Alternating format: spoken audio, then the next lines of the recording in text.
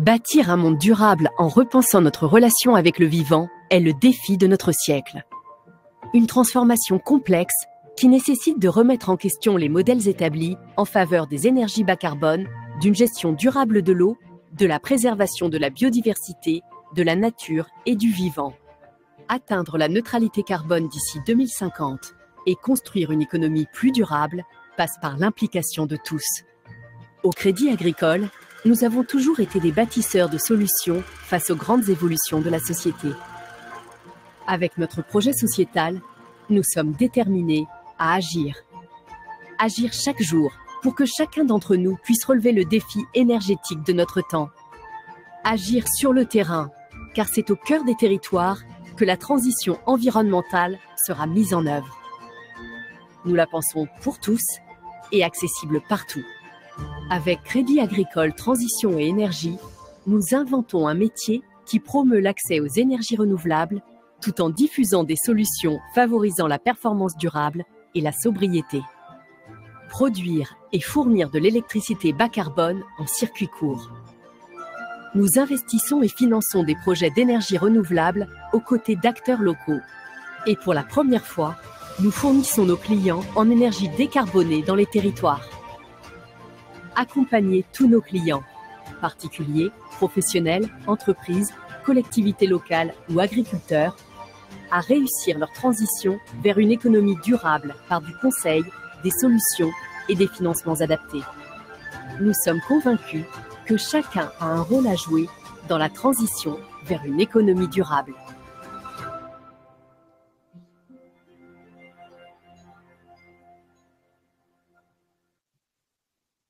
Bonjour à toutes et tous. Nous sommes ravis de vous accueillir aujourd'hui pour ce deuxième webinaire dédié au bilan carbone, après celui de mi-février qui traitait du thème de la CSRD. Vous êtes de nouveau très nombreux pour cette rencontre, plus de 300 entreprises, 330 précisément, et plus de 250 collaborateurs en caisse régionale qui vous accompagnent au quotidien. Pour me présenter en un mot, je suis Pascal Bousquet et j'exerce au sein du pôle Conseil et solutions de Crédit Agricole Transition et Énergie. Et j'ai le plaisir d'introduire cette présentation et de vous présenter les intervenants. Gérard Biessy-Bonnet. Bonjour. Qui est directeur du pôle Conseil et solutions de Crédit Agricole Transition et Énergie et vous présentera en quelques mots la nouvelle filiale du Crédit Agricole. Timothée Elkiel, qui est directeur général du pôle PME au sein de la société R3, donc Crédit Agricole Transition Énergie est actionnaire de référence, et Gauthier Vandenbogard, qui est responsable carbone au sein de ce pôle PME chez R3. Bonjour Pascal. Avant de démarrer, je vous donne 3 informations pratiques pour l'organisation du webinaire.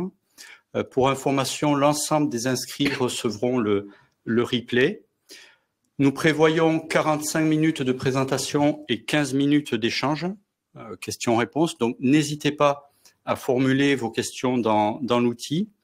Et enfin, nous vous solliciterons en fin de présentation pour répondre à 2 questions et je me propose d'y revenir tout à l'heure. Sans plus attendre, je donne la parole à Gérard pour vous présenter Crédit Agricole Transition Énergie en écho à la vidéo qui vient d'être diffusée et que vous retrouverez dans le replay.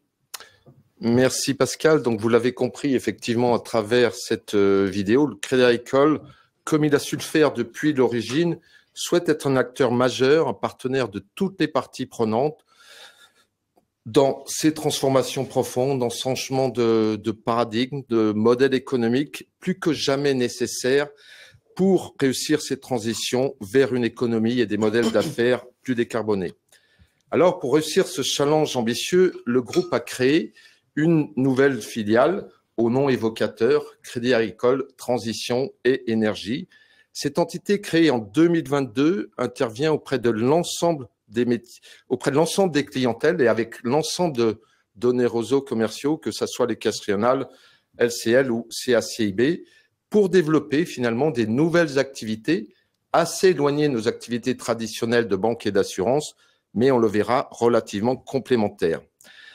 La première mission de cette filiale, c'est de permettre l'accélération de la production d'énergie verte, Produire de l'énergie verte, c'est bien, c'est même indispensable, mais nous souhaitons aller plus loin en développant une offre de service, une activité de fourniture d'électricité verte pour nos clients, entreprises et collectivités locales.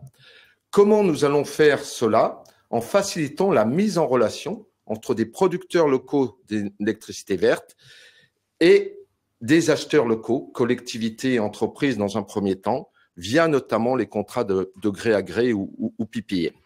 Les caisses régionales pourront ainsi renforcer leur rôle majeur dans l'aménagement du territoire en favorisant ces circuits courts, ces boucles territoriales entre producteurs et consommateurs d'ENR. Et même si on est encore dans une phase pilote, il y a déjà beaucoup de beaux projets qui sont en cours sur notre territoire. La seconde activité de CATE, et c'est celle qui nous intéresse plus particulièrement aujourd'hui, c'est clairement d'accompagner tous nos clients, du particulier à la grande entreprise, dans leur démarche de transition, qu'elle soit énergétique, environnementale ou plus largement sociétale. Et nous allons le faire de manière très différente selon les marchés, car les besoins, la réglementation varient selon les types de clientèle. Et pour mettre en œuvre tout cela, nous allons pouvoir nous appuyer sur un réseau de plus de 50 conseillers en transition énergie, CTE dans notre jargon interne, recrutés par les caisses régionales et qui sont nos interlocuteurs et vos interlocuteurs au sein des territoires. Sur les particuliers, nous allons nous appuyer largement sur la plateforme GECO-Rénov' Mon Logement, que vous avez pu découvrir lors des campagnes de communication ces derniers mois, pour fournir tous les conseils, tous les services pour accompagner de A à Z un client particulier qui souhaite lancer des travaux de rénovation et veut trouver, dans une sorte de guichet unique, les meilleures solutions, les meilleurs conseils en termes de travaux, d'aménagement, d'aide ou de financement. Pour les entreprises, pour conseiller nos clients, nous avons fait le choix de nouer des partenariats forts, capitalistiques, avec des entreprises, des acteurs de premier plan qui ont un track record, une expertise reconnue sur le sujet et qui sont à même d'accompagner les dirigeants d'entreprises dans une démarche de transition, qu'elle soit centrée plus globalement sur la RSE dans son ensemble ou ciblée davantage sur des problématiques de décarbonation, on aura l'occasion d'y revenir, ou d'efficacité énergétique. L'entreprise de conseil et de service qui est au cœur de nos dispositifs, c'est le groupe R3 dont nous sommes devenus l'actionnaire de référence et qui dispose aujourd'hui de plus de 150 ingénieurs et consultants sur le territoire et qui accompagne les conseillers en transition énergétique du Crédit Agricole, les chargés d'affaires chez les clients entreprises qui souhaitent cet accompagnement stratégique, méthodologique sur une problématique de transition. Et en parlant de problématiques, il y en a une qui s'impose progressivement à toutes les entreprises, c'est la nécessité de mesurer, mais aussi de piloter son empreinte carbone.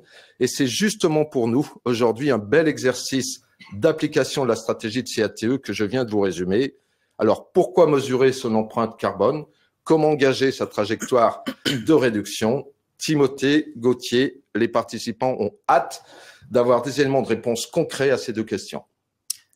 Merci beaucoup pour cette introduction.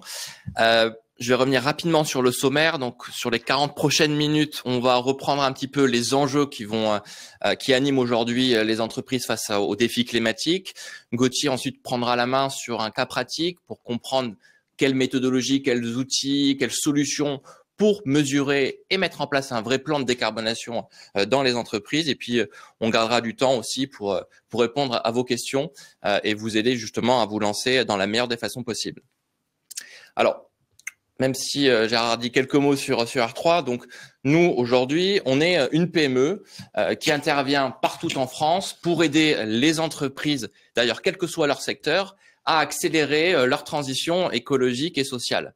Et c'est vrai qu'on a un positionnement assez particulier parce que même si on a un pool d'experts, un pôle d'expertise pour vous aider à trouver la bonne stratégie, les bons plans d'action pour vous décarboner, réduire votre facture énergétique, vous rendre autonome énergétiquement, vous développer sur la marque employeur, on a aussi, surtout, j'ai envie de dire, un pôle d'experts qui va vous aider à faire en sorte que ce plan d'action soit mis en œuvre. On va vous trouver les bons leviers de financement en lien avec le Crédit Agricole, en lien avec notre connaissance aussi des subventions publiques, et vous trouvez les bons partenaires qui vont vous aider à mettre en œuvre ces solutions qu'on a recommandées dans le plan d'action. Donc, on fait, on va dire, de la décarbonation pour de vrai. Et le troisième pan, c'est de se dire que pour vous faciliter la vie, pour vous simplifier, pour vous faire gagner du temps et de l'argent, on va aussi vous mettre à disposition des solutions pour piloter votre transition carbone, piloter vos indicateurs, faciliter votre reporting. Donc ça, c'est R3. Aujourd'hui, on travaille avec plus de 1000 clients et dans ces 1000 clients, à peu près 800 clients qui sont des PME. Donc, si on revient quand même, nous, la mission qui nous anime, qui a été aussi un des enjeux de la création de R3, c'est comment répondre à un défi qui est mondial, celui de lutter contre le dérèglement climatique. Donc, on est dans une grande coalition mondiale, l'accord de Paris, 195 États signataires, avec une feuille de route individualisée par pays. Donc, en France, on a des objectifs de réduction d'émissions de CO2, 55% d'ici 2030. Donc, on sait que de toute façon, pour pouvoir y arriver, il va falloir l'intervention de tout le monde, donc les entreprises, les citoyens et les États. Sauf qu'aujourd'hui, quand on regarde, et d'ailleurs un article du Monde de ce matin, on constate qu'on est en retard. En retard parce qu'aujourd'hui, on est déjà à peu près au niveau de ce que l'on devrait pas dépasser dans les cas des accords de Paris, le fameux 1,5 degré. Donc 2023, c'est une année où on est à 1,48 degrés, donc ça a été figé par les scientifiques. Et puis, du coup, il va falloir quand même qu'on pousse pour que on réussisse à aller beaucoup plus vite que ce que l'on fait aujourd'hui. Et ça passe bien sûr par les entreprises. Quand on regarde aussi ce retard, en fait, ça n'a pas des impacts dans 10, 20, 30 ans. On dit souvent 2050, 2040, 2030. Non, les impacts, au fait, ils sont dès maintenant. La hausse des températures, ça impacte la hausse de la productivité des salariés dans certaines activités, notamment le BTP, parce que tout simplement, quand il fait 40 degrés dehors, on n'arrive pas à travailler. La baisse des rendements agricoles dans les marchés agroalimentaires, des ruptures d'approvisionnement parce qu'il y a des inondations, des feux de forêt. Et donc, quand on est aujourd'hui une entreprise, quelle que soit sa taille, quel que soit son secteur, on est impacté par les impacts que l'on visibles du réchauffement climatique. Mais ce qu'il faut comprendre aussi, un des moteurs du dérèglement climatique, c'est qu'on est un peu boulimique en matière de consommation de ressources. Pour vous donner un exemple, on consomme à peu près 3 planètes en France pour soutenir notre croissance. Donc ça, ça a un impact majeur et mondial qui est qu'on consomme beaucoup trop de ressources, beaucoup plus que ce que la Terre est capable de nous apporter. Et ça a deux conséquences qu'on peut voir déjà aujourd'hui. Un, des ruptures d'approvisionnement. S'il n'y a pas assez de matières premières, premier arrivé, premier servi, et ça va être accentué notamment dans le cadre des minerais dans les années à venir. Et il y a quelque chose qui est visible et qui a été très visible ces dernières années, c'est qu'on va payer plus cher notre eau, notre énergie, et on va dire toutes les matières premières, toutes les projections au niveau européen que par la France, on est dans un scénario d'augmentation généralisée des prix des matières premières qui vont avoir un impact majeur sur la marge des entreprises si on n'anticipe pas tout ça. On va dire, si tout ça ne suffisait pas à vous motiver à intégrer cet enjeu dès aujourd'hui, eh bien, on va dire, il y a nos amis des États, la réglementation, qui se sont dit, pour donner un coup de boost, un coup d'accélérateur, on va renforcer les réglementations, notamment autour du bilan carbone, donc qui sont imposées à certaines grandes entreprises, notamment les plus de 500 salariés, et aussi sur la transparence de vos données extra-financières, donc savoir combien vous consommez d'eau, d'énergie, de carbone à travers une autre directive qui s'appelle la CSRD. Même si cette réglementation touche les plus grosses entreprises, quand on est, on va dire, une PME de 100 salariés, on se dit, c'est bon, je suis pas concerné. Mais malheureusement, c'est pas le cas, puisque ces grands donneurs d'ordre, ces grandes entreprises concernées par les réglementations ont des sanctions assez importantes s'ils ne respectent pas leurs obligations de transparence, notamment sur la partie carbone. Et donc, quand on regarde les chiffres et quand on sait que 80%, 90% de leur bilan carbone, c'est leur fournisseur, ils vont toquer à votre porte. Ils vont vous dire, moi, je dois remplir la CSRD, mon reporting carbone. J'ai besoin du coup de votre propre bilan carbone pour pouvoir l'intégrer à mon bilan carbone. Et donc, par ricochet, il va avoir une demande d'engagement pour toutes les entreprises, qui vont faire que vous, c'est pas une sanction, on va dire, financière, réglementaire, c'est une sanction de marché, puisque demain, une entreprise va travailler avec des structures qui sont déjà engagées dans la décarbonation. Je vais donner quelques exemples. La SNCF, pour pouvoir mobiliser et motiver l'ensemble de sa chaîne fournisseurs, a internalisé un prix du carbone à 100 € la tonne dans ses appels d'offres. Ça veut dire quoi? Ça veut dire que demain, et pour certains secteurs dès aujourd'hui, notamment la propreté, lorsque vous êtes plus décarboné, mais que vous êtes plus cher quand vous répondez à l'appel d'offres, vous allez pouvoir gagner l'appel d'offres. Et ça, c'est hyper important, c'est de valoriser vos efforts. D'autres, dans le secteur du luxe, vont imposer un certain nombre d'actions à mettre en place, notamment la réalisation d'un bilan carbone pour pouvoir travailler avec vous, avec les maisons notamment. Et puis, certaines autres filières, comme le bâtiment, on va avoir un certain niveau, un certain score. Si vous n'êtes pas 50 sur 100 sur EcoVadis, vous n'allez pas pouvoir demain répondre aux appels d'offres.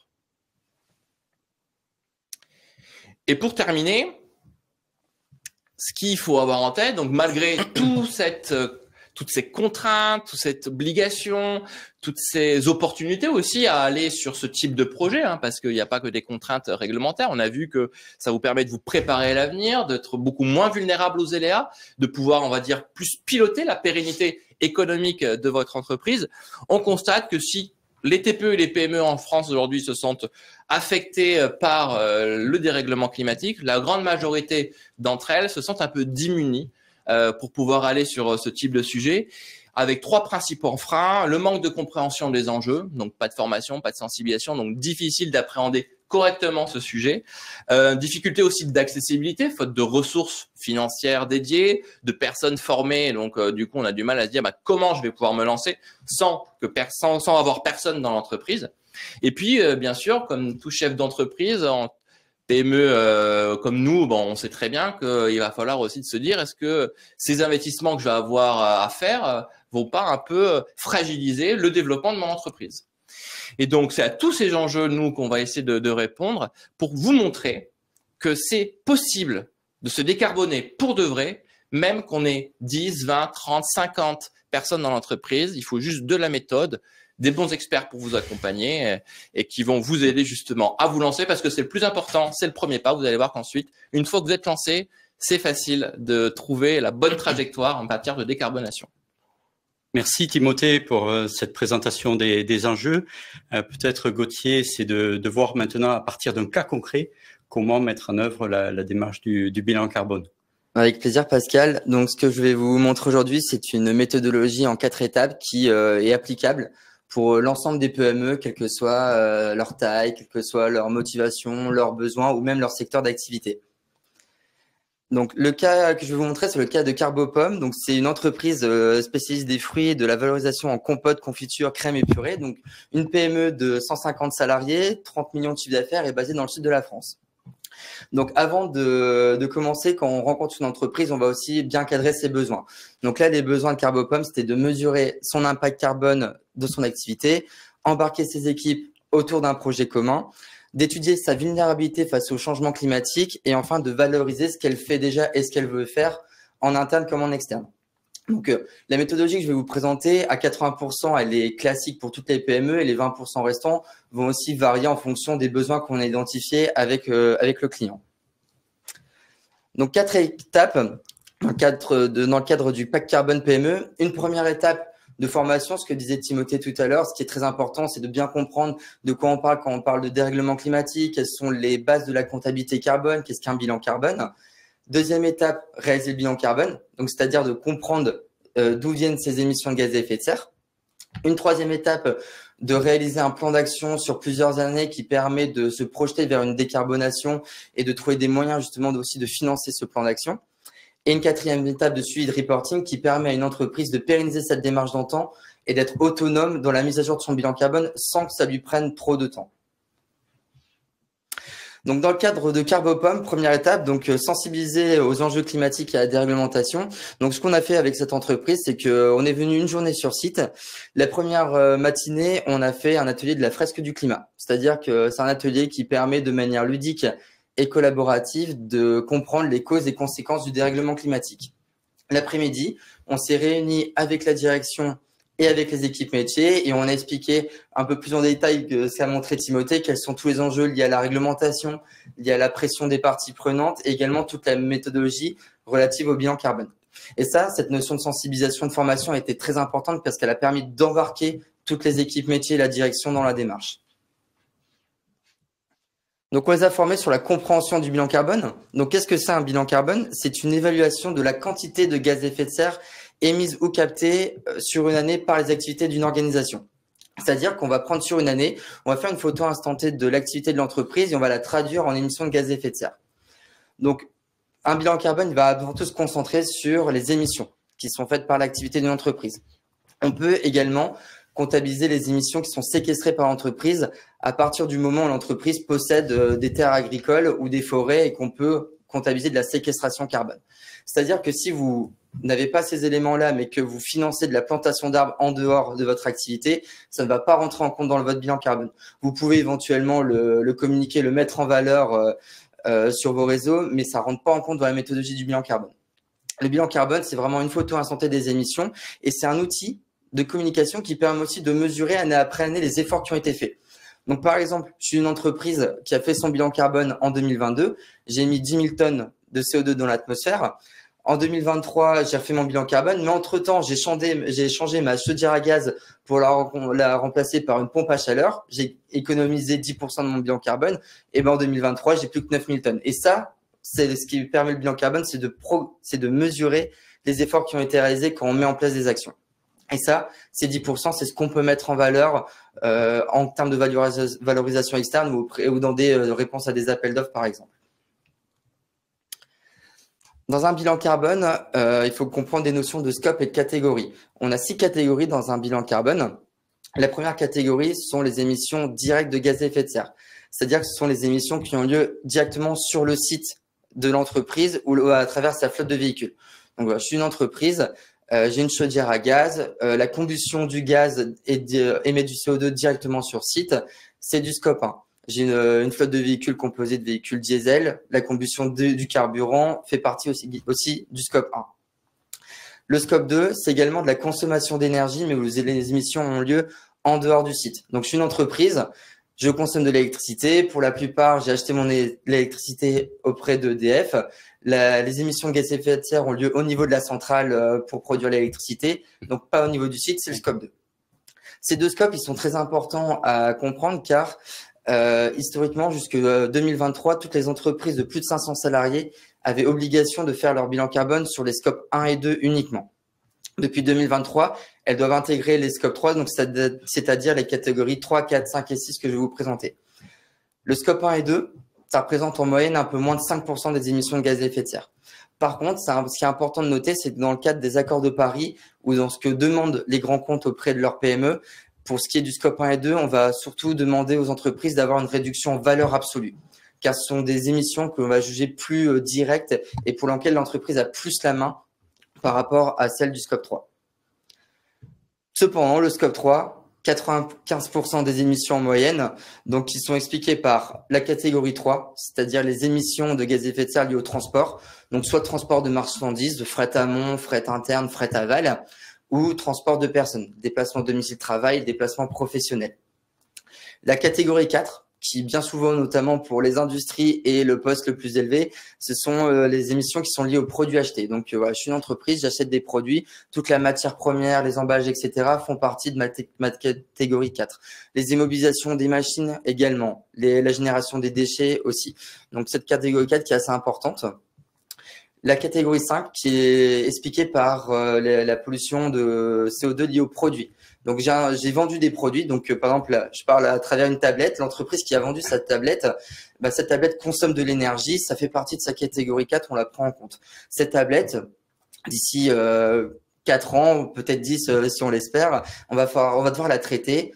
Le traitement de cette tablette, le recyclage, l'incinération consomme également du CO2. Ça fait partie de la catégorie 5. Et la catégorie 6, en toute franchise, on s'en sert pas vraiment. Donc, pour montrer le cas de Carbopome, donc le Carbopome a un site de production en bureau, donc qui consomme de l'électricité, qui consomme de la climatisation et du gaz naturel. Donc ça, c'est son scope 1 et 2. En amont, Carbopome donc fait appel à des fournisseurs de matières premières, des fournisseurs d'emballage primaire, d'emballage secondaire, et pour faire venir ces matières premières et ces emballages, on a besoin de fret. Donc ça, c'est ce qu'on cartographie. Elle a besoin de fonctionnement pour pouvoir assurer son activité, donc des déchets sur site, des DIB, des eaux usées, des déchets recyclés, des prestataires. Donc elle utilise du numérique par exemple, ou des prestataires, des banques et assurances, des consultants pour les aider à se décarboner, des services d'hébergement et de restauration, etc. De l'immobilisation, donc des véhicules pour que ces commerciaux puissent se déplacer.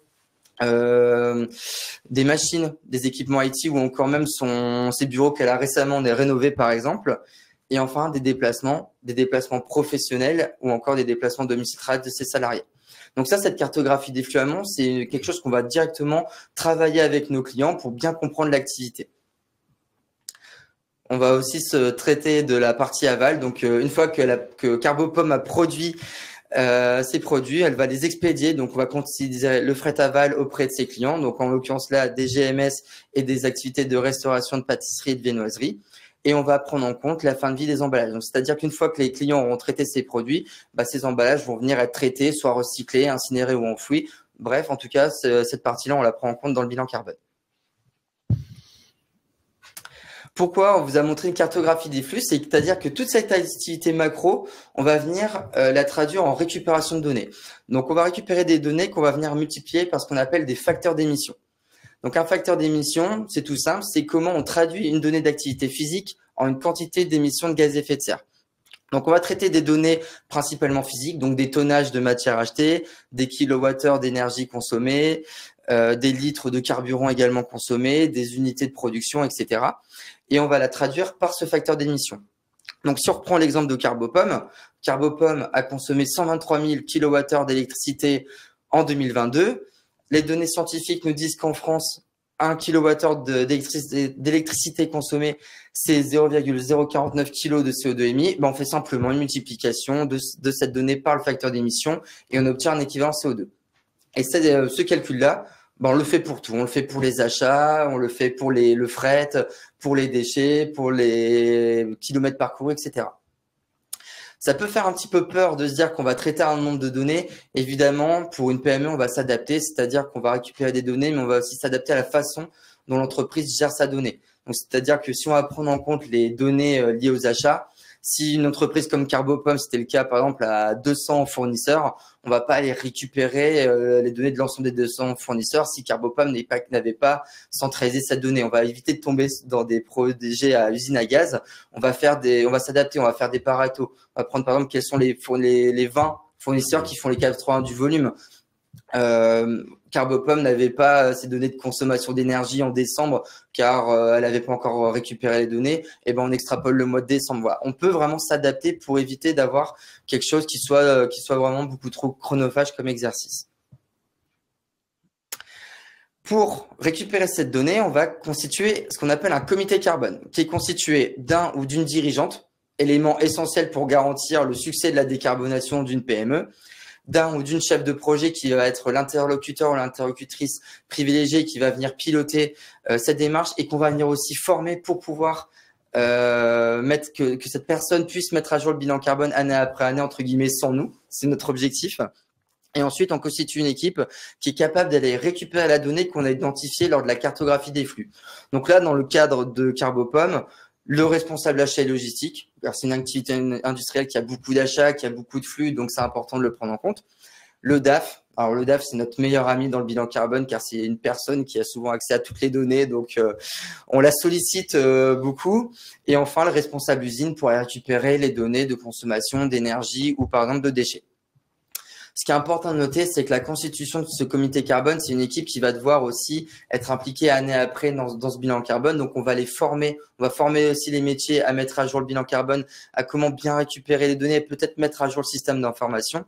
Mais ce qui est aussi important à noter, c'est que la taille du comité carbone va varier en fonction de la taille de l'entreprise. Elle va varier en fonction du secteur d'activité de l'entreprise, mais aussi en fonction on va dire, des besoins et des moyens que l'entreprise peut mettre sur ce projet.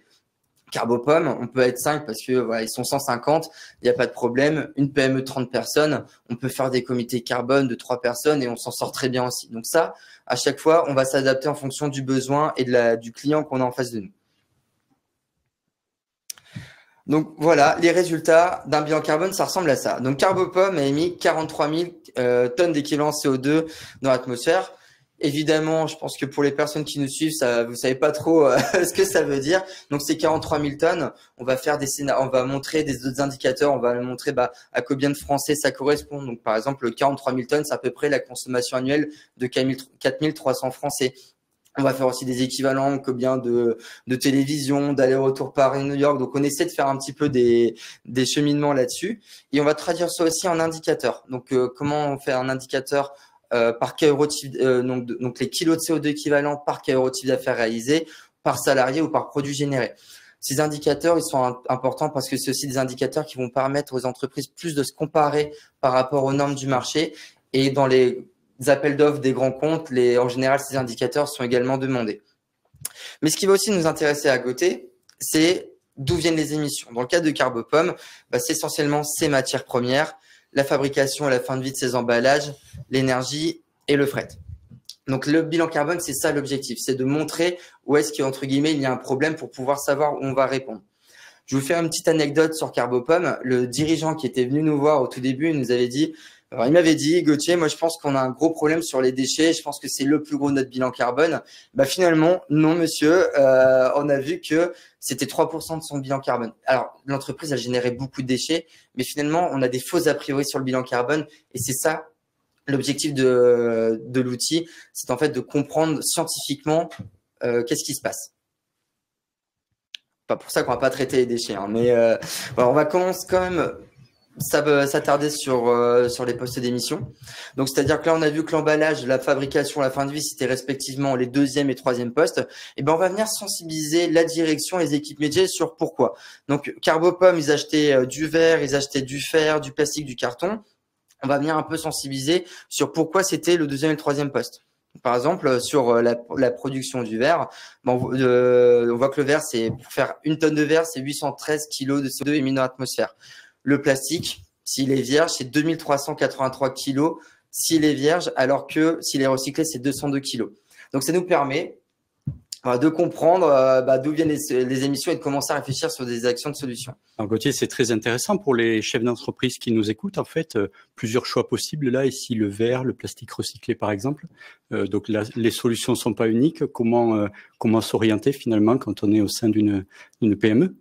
Exactement, c'est ça l'objectif, c'est de faire prendre conscience des pistes de progrès auprès des dirigeants et de leur dire, voilà, vous le verre, c'est 813 kg, donc c'est quand même un gros poste. Et est-ce qu'on peut faire de l'éco-conception, c'est-à-dire réduire la taille des emballages?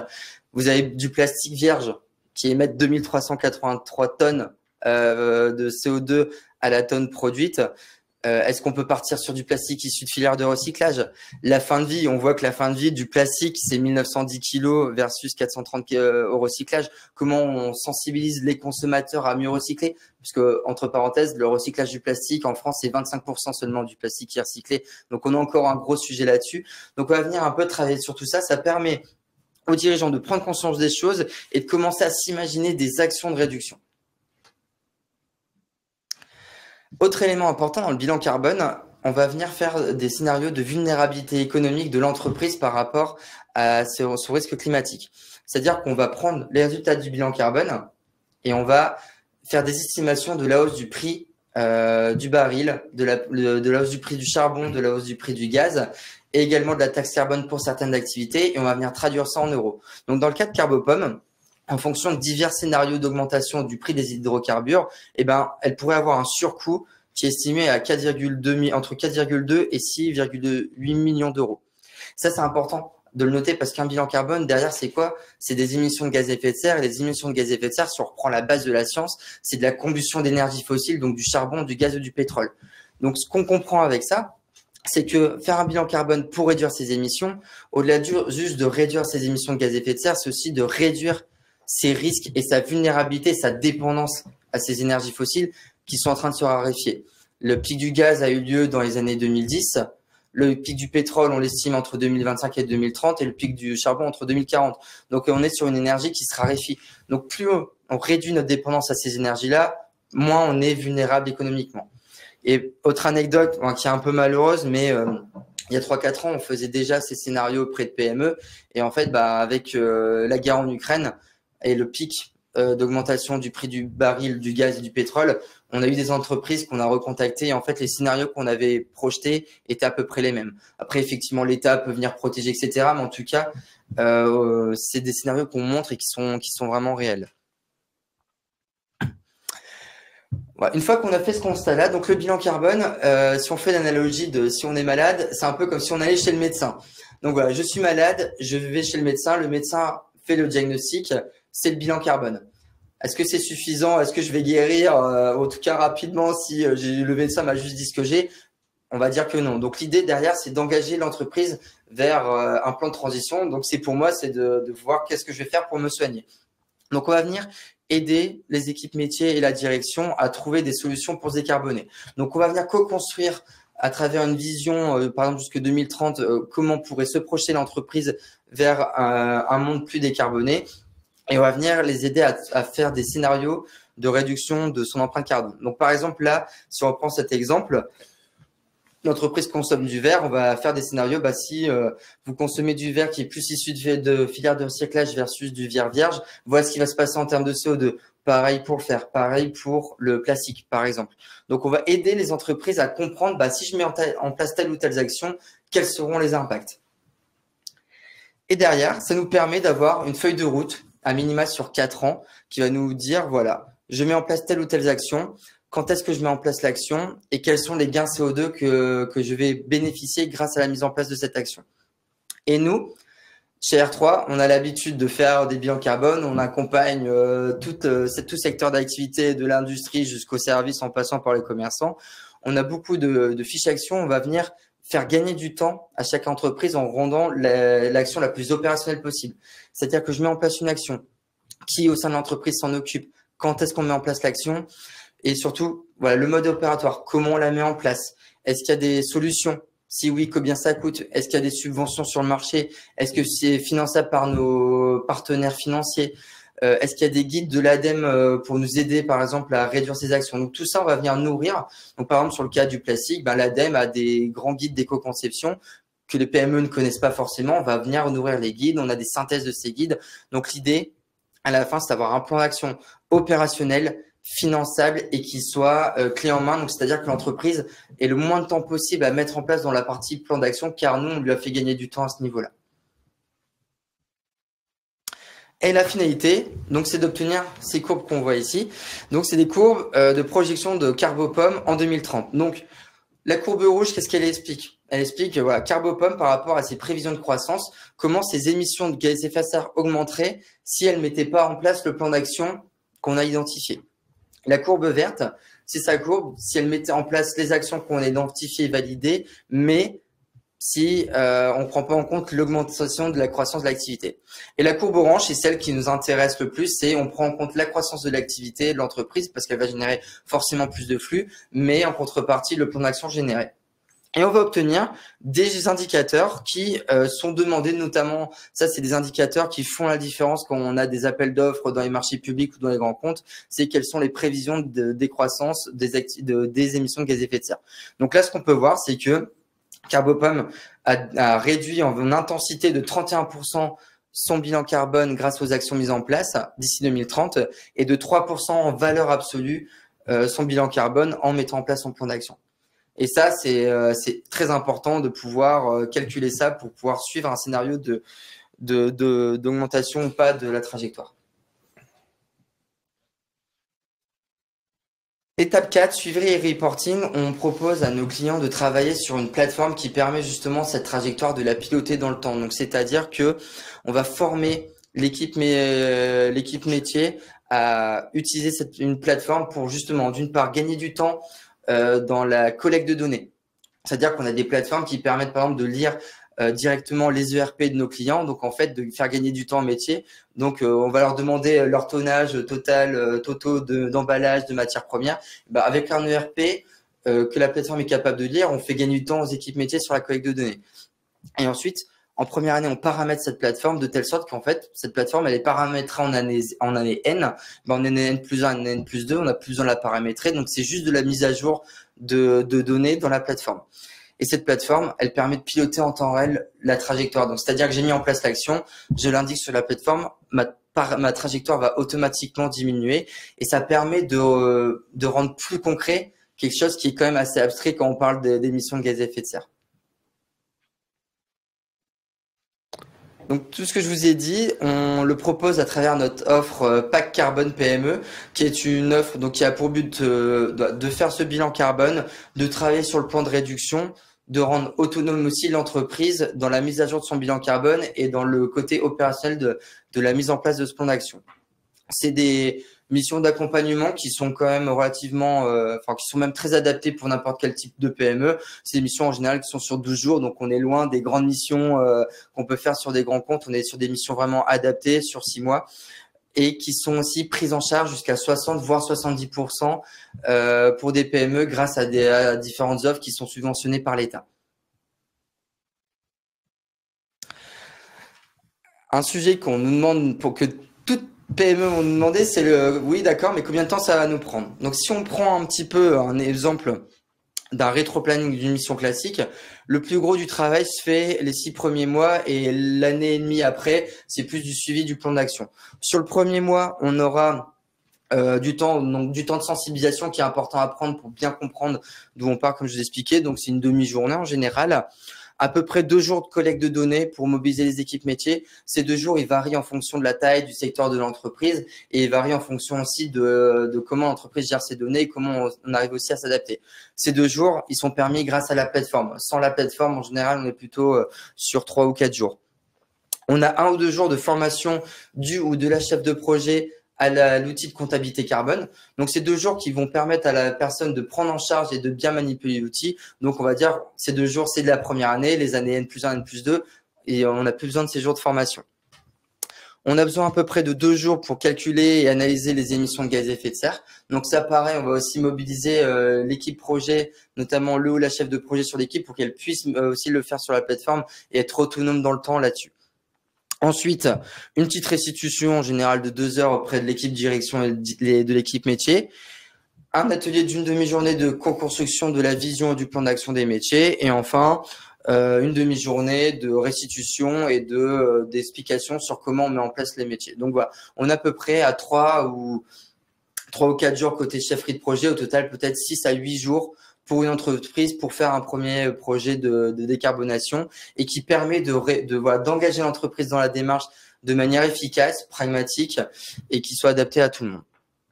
Ensuite, l'an et demi de pilotage va dépendre du plan d'action, de la taille de l'entreprise, mais c'est quelque chose qui est assez facile à mettre en œuvre et qui prend pas forcément beaucoup de temps. Les facteurs clés de succès pour réaliser le bilan carbone. Donc, la première, pour toute PME, c'est d'impliquer la direction. Donc, ça, c'est vraiment l'élément essentiel. Nous, on voit que en fonction de l'implication de la direction, quand on rappelle, quand on suit nos clients à l'année N+1, voire à l'année N+2, quand la direction a été impliquée, les résultats ne sont pas les mêmes. C'est définir une équipe projet, comme je vous ai montré, donc qui s'adapte aussi à la taille de l'entreprise et à son secteur d'activité. Allouer officiellement du temps à l'équipe projet pour pouvoir faire ça. On travaille quotidiennement avec les PME. On sait que voilà, il y a toujours les contraintes organisationnelles, mais le but c'est quand même pour les 6 mois de figer ce temps-là et nous, on va faire en sorte que côté R3, on puisse s'adapter avec les équipes pour qu'elles puissent vraiment avoir ce temps alloué et mettre en place le bilan carbone de manière efficace. Faire monter en compétence les équipes projets sur le métier pour que dans les années N+1, N+2, les équipes soient autonomes dans la mise à jour de leur bilan carbone et le pilotage de la trajectoire. Et enfin, que tout ça, ça puisse permettre d'ancrer la culture carbone dans la culture de l'entreprise. Donc ça, ce que je vais vous montrer, c'est l'accompagnement classique qui est adapté pour toutes les PME. Pour certaines PME qui veulent aller un peu plus loin ou certaines PME qui ont déjà mis à jour leur bilan carbone, on peut proposer une solution qui est encore plus différenciante. C'est une solution qui va permettre d'envoyer l'entreprise vers une décarbonation alignée sur l'accord de Paris et plutôt sur 2050. Ce que je vous ai montré, on est plutôt sur un plan d'action d'ici 2030. Là, on va aller vraiment sur 2050 et aligné sur l'accord de Paris, donc ce qui est quand même très différenciant. Donc, le projet s'appelle le projet Acte Pas à Pas. C'est une méthodologie internationale portée par la France qui permet en 5 étapes d'aller vraiment jusqu'à 2050 et de développer une vraie vision bas carbone de l'entreprise. Donc, Acte Pas à Pas, en 2 mots, on permet d'évaluer la performance carbone de l'entreprise sur son management, sur ses investissements, sur son modèle économique, sur son lobbying, etc. D'identifier ses risques et opportunités liés à la transition climatique, de projeter la direction et de l'engager officiellement sur une feuille de route, une vision 2050. Donc là, il y a vraiment un tampon, je m'engage à faire ça par rapport au pacte carbone PME et donc d'aligner sur un plan d'action qui soit adapté à l'accord de Paris. C'est plutôt des missions de 30 jours d'accompagnement par rapport aux 12 jours du pacte carbone PME, mais qui sont très différenciantes et qui peuvent être prises jusqu'à 70% en charge par l'ADEME, donc par l'Agence de l'environnement en France. Donc en conclusion, ce qu'on vous propose, donc c'est des solutions adaptées à chaque niveau de maturité. Donc ce que je vous ai montré là, le cas de Carbopum, c'est une entreprise qui démarrait sur le projet, qui avait aussi quand même envie d'aller assez loin à travers la sensibilisation. Voilà, ça dépend du niveau de maturité, ça dépend des besoins, ça dépend du temps alloué, ça dépend de plein de choses. 80% du temps, c'est la méthodologie est commune, les 20% du temps vont varier. Le but, c'est de pas tomber sur un projet qui prenne trop de temps à l'entreprise, mais qui soit justement réalisable. Le deuxième, c'est d'avoir un accompagnement qui soit subventionné. Donc, on a aussi des subventions, donc voilà, de l'ADEME notamment, qui permet d'avoir des coûts d'accompagnement du conseil en première année qui soient vraiment pas si chers et qui sont abordables pour n'importe quelle PME et même des TPE. On a des TPE de 4-5 salariés qu'on accompagne aussi sur ce projet-là et qui sont pas forcément très lucratifs. Et enfin, des outils pour faciliter sur le sujet et surtout des outils digitaux qui permettent de mettre à jour tous ces projets-là sans qu'en année N+1, N+2, on ait besoin encore de consultants en externe pour pouvoir faire tout cela. Merci Gauthier. Avant de passer à la séquence de questions-réponses, on va, pour tous ceux qui sont connectés, vous présenter 2 questions directement à l'écran. Une première question qui vous permettra d'estimer la satisfaction par rapport à ce webinaire, le contenu, le cas pratique, les aspects que vous venez d'aborder, Gauthier, sur l'accompagnement d'une entreprise. Voilà, première question sur la satisfaction. Et puis une deuxième qui va venir et qui vous permettra, dirigeants d'entreprise, de pouvoir solliciter un accompagnement personnalisé de la part de R3 par les équipes d'experts et notamment, on vient de le voir, voilà, un accompagnement qui peut être très personnalisé et vous allez pouvoir, dirigeants, choisir dans quel timing réaliser cette étude personnalisée. Alors, dans un délai d'un mois, de 3 mois ou au-delà en fonction de vos souhaits, évidemment. Et donc maintenant, pour passer à la séquence de questions-réponses, la première peut-être, va nous concerner directement, Gérard, c'est comment le milieu bancaire peut nous aider à opérer la transition. Oui, je pense qu'on a répondu au cours des dernières minutes sur le sujet. Sans vouloir développer, moi j'insisterai, je ne vais pas répondre au nom de toutes les banques, mais au nom du Crédit Agricole, et vous l'avez compris, le Crédit Agricole a eu une démarche qui est originale sur le sujet, en faisant finalement des transitions, un nouveau métier au sein du groupe Crédit Agricole pour accompagner tous ses clients et sans tout redévelopper. Il y a 2 axes principaux pour accompagner ses clients. C'est comment on renforce les expertises, les compétences de vos interlocuteurs dans nos caisses régionales, dans nos réseaux. Donc, on a un programme de formation ambitieux. On a créé des nouveaux métiers sur ces sujets-là pour aider les chargés d'affaires et faire une sorte de go-between aussi avec les experts quand c'est nécessaire. Et puis l'autre axe, et vous en avez une brillante démonstration ce matin, je pense, c'est qu'on s'appuie sur des experts, mais des experts qui ont aussi les pieds sur le terrain. Moi, j'ai beaucoup aimé le cas concret qui a été partagé. Donc voilà pour la réponse du Crédit Agricole, mais je crois que la meilleure preuve, c'est ce qu'on a partagé avec vous au cours de ces 45 dernières minutes. Alors la deuxième peut-être pour Gauthier, hein, quand et comment les productions seront-elles valorisées dans nos démarches LBC label bas carbone? Alors, ça peut être déjà dès maintenant, si une entreprise fait son bilan carbone et qu'elle a mis en place des actions dans le cadre du label bas carbone. Alors, soit c'est une entreprise qui a des terres agricoles, et ben la partie séquestration, elle est prise en compte dans le bilan carbone, comme j'ai expliqué. Et s'il y a des actions qui ont permis de réduire des émissions grâce au label bas carbone, et ben en mettant à jour son bilan carbone de manière annuelle, l'entreprise verra que que ses émissions de gaz à effet de serre vont décroître naturellement. Alors peut-être sur un secteur très précis qui est le BTP, comment calculer l'empreinte carbone? Est-ce qu'on a quelques éléments pour ce secteur? BTP, c'est exactement comme le cas que j'ai montré avec la cartographie des flux. Donc voilà, au lieu d'avoir des emballages, des matières premières, on va avoir par exemple du béton, du gravat. On va avoir de la consommation d'énergie sur les chantiers, des fins de vie des déchets de bâtiments. Donc voilà, on fait exactement tout le même travail, sauf qu'on va travailler avec d'autres types de données sur notre type de cartographie des flux. Un sujet de compensation, combien d'arbres plantés pour être neutre en carbone? Tout va dépendre sans doute de l'entreprise. Alors là, ce qu'il faut noter sur il faut faire attention en termes de neutralité carbone. C'est un terme qui a été un peu décrié par l'ADEME. On parle plutôt de contribution à la neutralité carbone, premièrement. Deuxièmement, on va dire c'est l'étape finale. La première étape, c'est de faire son bilan carbone, c'est de réduire au maximum ses émissions. À un moment, on va voir qu'il y a des émissions qu'on appelle incompressibles, c'est-à-dire qu'on peut pas les réduire. Et c'est ces émissions-là qu'on peut venir essayer de compenser. Alors, combien d'arbres, ça va dépendre des résultats en tonnes CO2 de ce qui a été de ces émissions incompressibles. Donc, si je suis une entreprise qui a 2000 tonnes d'incompressibles, il faut faire planter l'équivalent de X arbres qui vont compenser, qui vont séquestrer 2000 tonnes de CO2.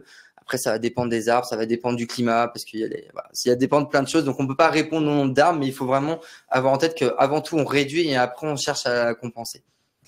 Peut-être revenir sur l'outil qui permet de mesurer l'empreinte carbone. On a une question sur ce sujet-là.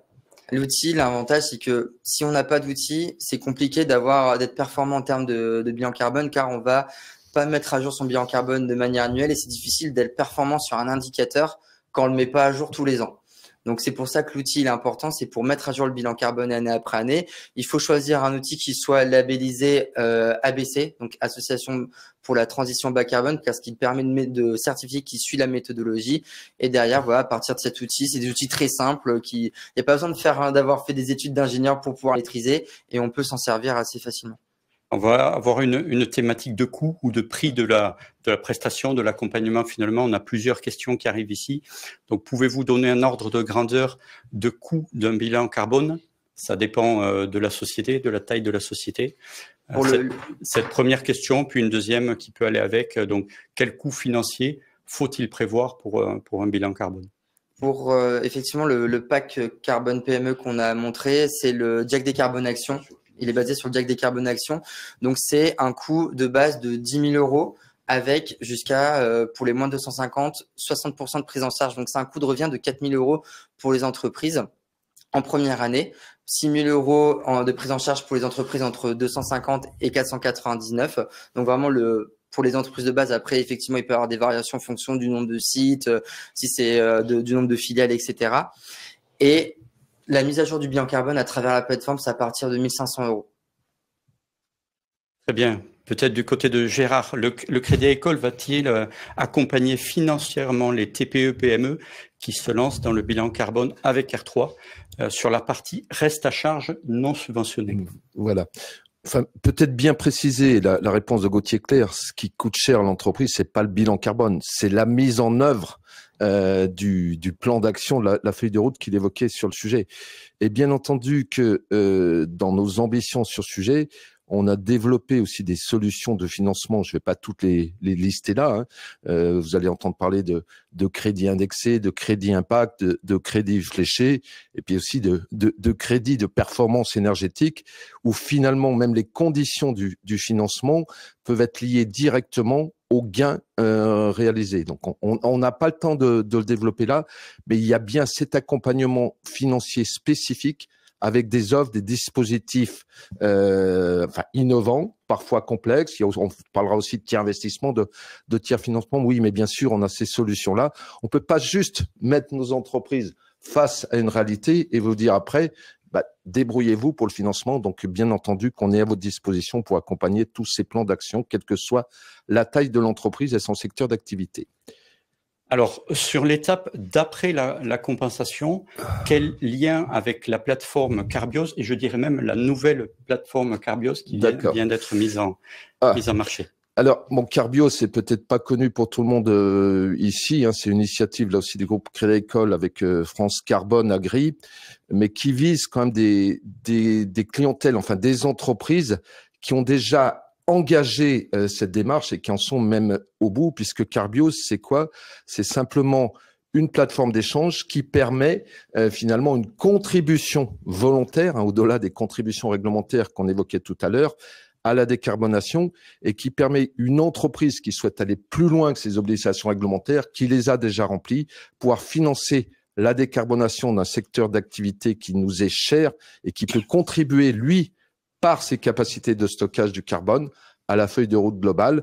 Voilà, donc c'est ce lien entre des entreprises matures sur la décarbonation et des exploitations agricoles qui ont aussi besoin de transformer leur modèle d'affaires, leur mode de production. Voilà, je peux pas le développer là, mais il y a clairement un lien et peut-être qu'on sera amené un jour à refaire un webinaire de ce type-là pour expliquer cette complémentarité, mais ça montre bien là aussi le côté innovant du Crédit Agricole pour aller au-delà de la stricte réglementation. Peut-être Timothée ou Gauthier, une question liée à l'ADEME et par rapport au projet proposé, je pense à celui qui a été présenté à l'instant, Gauthier. Est-ce que ce projet rentre dans le programme décarbonation de l'ADEME? Tout à fait. Donc c'est le projet subventionné à 60% par l'ADEME. Merci. Une question qui élargit un peu le champ. On a dédié ce webinaire aux PME, mais une question qui vise des entreprises de plus grande envergure, un centre hospitalier par exemple, mais aussi j'ai vu parmi les participants de très grosses entreprises, y compris de taille internationale. Donc, est-ce que le bilan carbone, évidemment, et votre conseil peut s'appliquer à différents types d'entreprises? Oui, c'est juste que la cartographie des flux sera un peu plus peut-être complexe quand on est à l'international. Non, mais c'est exactement la même chose. Il n'y a pas forcément de subvention quand on est pour les plus de 500. Sinon, c'est la même chose. Et justement, tout est adapté aussi au contexte international. C'est-à-dire que les bilans carbone, on peut les traduire. J'ai vu aussi une question bilan de gaz à effet de serre, où à l'international, ça s'appelle le GHG protocole. Donc, tout ce qu'on fait est traductible dans les normes internationales. Et c'est vrai que nous, on a surtout présenté l'approche PME, mais on a aussi un pool d'experts qui travaillent plus sur les grands comptes parce qu'on fait les trajectoires de décarbonation pour des entreprises aussi du CAC 40. Donc c'est pour tout le monde. L'essentiel, c'est de vouloir y aller et y aller pas dans 2030 parce que c'est maintenant qu'il faut qu'on puisse agir. Et à l'inverse, une autre question sur plutôt une entreprise de petite taille, finalement qui n'est pas obligée. La question est la réalisation d'un bilan carbone est-il possible par une société non obligée? Oui, de toute façon, pour les entreprises moins de 500 salariés, ce n'est pas obligatoire, même s'il va y avoir la pression de la CSRD. Mais tout ce qu'on a montré là, c'est adapté pour tout le monde. On a déjà fait des cas comme ça pour les entreprises de 3-4 personnes. Sur le pôle PME, hein, sur nos clients, on avait fait un peu des statistiques sur la partie PME. On a 70% aujourd'hui de nos clients qui ont moins de 50 salariés. Et dans ces 70%, on en a 30% qui ont moins de 20 salariés. C'était aussi, je vais prendre ma casquette de dirigeant, c'était aussi une des missions de R3, c'est de rendre accessible la transition écologique et sociale au plus grand nombre, et notamment aux petites entreprises, parce que moi, je suis issu du monde du conseil, et pendant mes 10 premières années de carrière, on n'en avait rien à faire des petites structures. On s'occupait des grosses parce qu'ils avaient les moyens, en gros, de nous payer, mais c'est pas comme ça qu'on arrivera à décarboner l'économie française et la société si on n'embarque pas les TPE et les PME, quelle que soit leur taille. Et je rebondis sur ce que dit Timothée. Vous comprenez mieux pourquoi le Crédit Agricole a souhaité aussi s'associer avec R3, parce que c'est aussi dans notre mission, hein, je ne vais pas rappeler notre raison d'être, c'est bien d'accompagner tout type de clientèle et je pense que la réponse de Timothée est très claire sur le sujet. Je vois qu'on arrive à l'approche de la fin du webinaire, mais pour tous ceux et celles d'entre vous qui peuvent rester quelques minutes avec nous encore, on va prendre quelques questions. Avant de conclure. De toute façon, vous retrouverez l'ensemble du webinaire dans le replay et les dernières questions qu'on va pouvoir traiter ensemble. Une question qui cette fois-ci touche au sujet RH, qui est très intéressante. Hein. Ne faut-il pas inclure également l'attractivité des PME pour recruter les nouveaux talents dans les enjeux liés à la mise en place de cette trajectoire de réduction carbone? Les salariés, pardon, les salariés sont de plus en plus sensibles à la démarche. C'est une très bonne question et d'ailleurs je me l'étais noté parce que quand on a préparé ce webinaire, on avait mis une slide sur le côté marque employeur responsable qu'on a ensuite enlevé pour consacrer plus de temps sur le cas pratique. Mais bien sûr, comme tous les sujets aujourd'hui autour de la RSE, la décarbonation de l'entreprise, ça attire les jeunes talents qui veulent travailler pour des entreprises qui vont contribuer à changer ou améliorer la société. Donc évidemment, c'est un atout clé pour attirer les talents et pas que les jeunes d'ailleurs, parce que ça intéresse tout le monde de travailler dans une entreprise qui apporte du sens. Et on en a pas parlé, mais pourra vous dans les solutions qu'on a, vous montrer qu'il existe aujourd'hui des solutions qui vont vous permettre de, en toute transparence, sur votre site internet, dans des offres d'emploi, de valoriser de manière très visible votre bilan carbone et votre trajectoire, de rendre le bilan carbone très accessible à la lecture d'un candidat qui viendrait visiter votre site internet et voir c'est quoi vos engagements aujourd'hui en matière de décarbonation. Donc ça, on a aussi des solutions pour ça. On est sur un sujet très proche. Y aura-t-il un label, une charte, un logo ou autre que nous pourrons mettre en avant auprès de nos clients? On touchait ce thème à l'instant. Il y a le logo qui est proposé, le logo bilan carbone, quand votre bilan carbone est certifié et fait par un tiers qui est référencé comme nous ou en interne quand vous avez les bonnes qualifications. Donc ça, il existe. Puis aujourd'hui, il n'y a pas après un label au sens comme il y a les labels RSE, mais il y a les labels bas carbone, mais il n'y a pas forcément. Ce que j'ai présenté à la fin pour ceux qui veulent aller plus loin, acte pas à pas, c'est pas vraiment un label, mais par contre, il y a une lettre d'engagement de la direction et derrière, ils peuvent communiquer qu'ils sont acte pas à pas ou ce qu'on appelle SBTI. Donc SBTI, ça veut dire qu'on est officiellement aligné sur la trajectoire de l'accord de Paris. C'est même pas 1% des entreprises qui le sont. Là, par contre, là, vous faites partie de la minorité si vous arrivez là-dessus. Et oui, là, c'est plutôt c'est pas un label, mais c'est un tampon de qualité carbone. Un exemple d'accompagnement pour une entreprise de service. Comment valoriser la démarche si on n'est pas dans un contexte de réponse à un appel d'offres client? La démarche, elle peut être valorisée beaucoup en interne. Donc, quand on fait des accompagnements, on fait des rapports carbone de 3 pages qui peuvent être publiés, par exemple, en interne auprès des salariés, mais aussi auprès des clients, des fournisseurs sur les réseaux. Donc, ça, surtout dans le service, ça vient rapprocher aussi la marque employeur. Hein.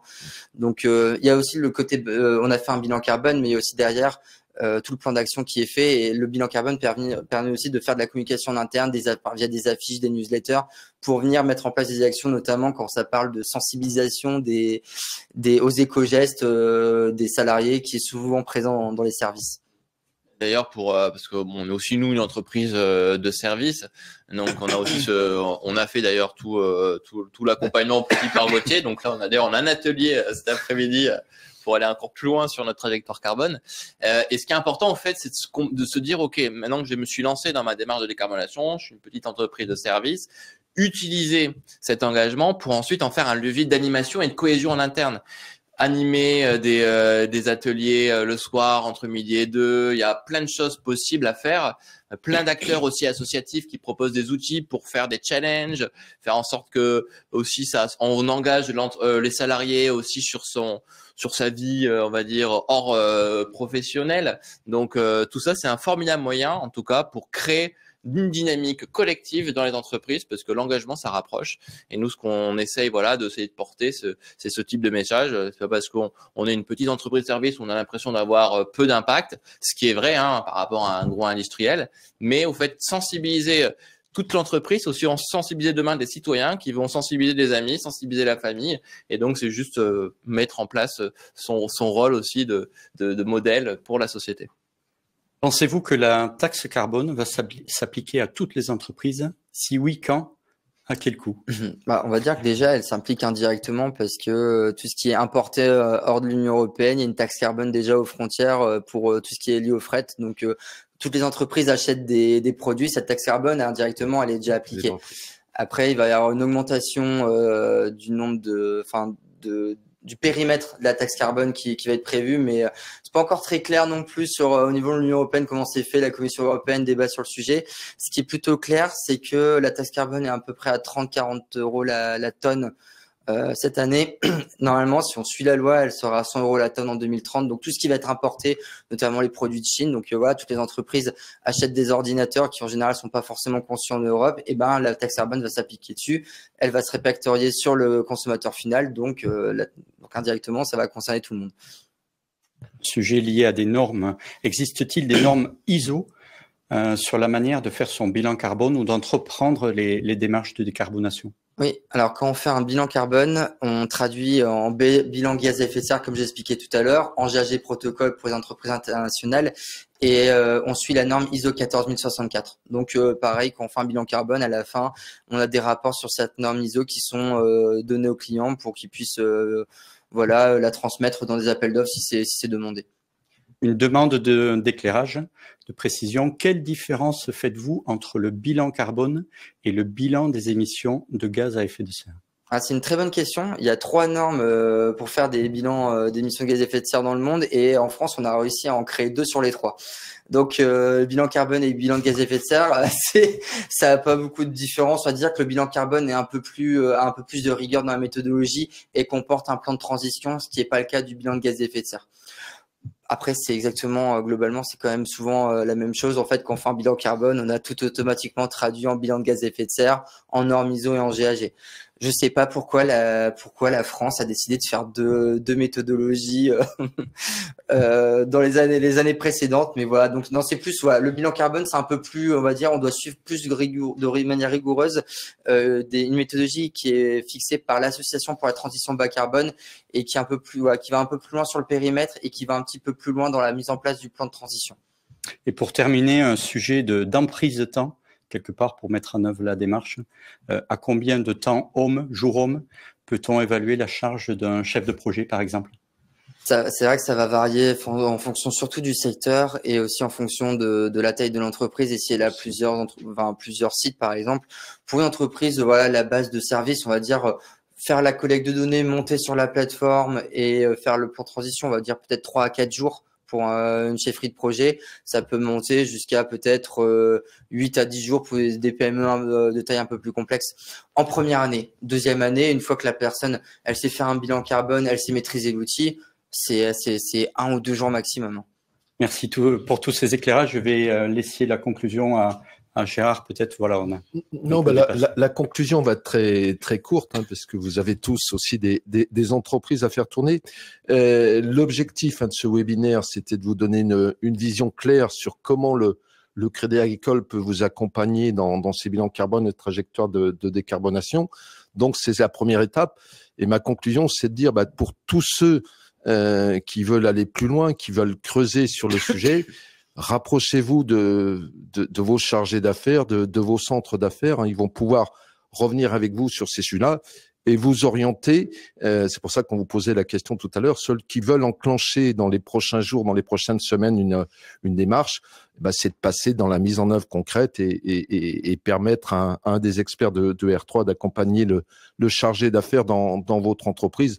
Je crois que c'est la meilleure conclusion. Moi, je voudrais remercier Timothée Gauthier parce que c'est pas facile de vulgariser des sujets comme celui-ci, c'est pas facile de passer de la réglementation au plan d'action et de l'illustrer et je trouve personnellement que ça a été très bien fait et j'espère que ça sera aussi votre avis. En tout cas, on le saura grâce au sondage réalisé. Merci à tous, bonne journée, bonne activité et au plaisir de vous retrouver autour de ce sujet des transitions qui est inépuisable. Donc, je pense qu'on aura d'autres occasions de revenir vers vous sur ce sujet. Merci à tous.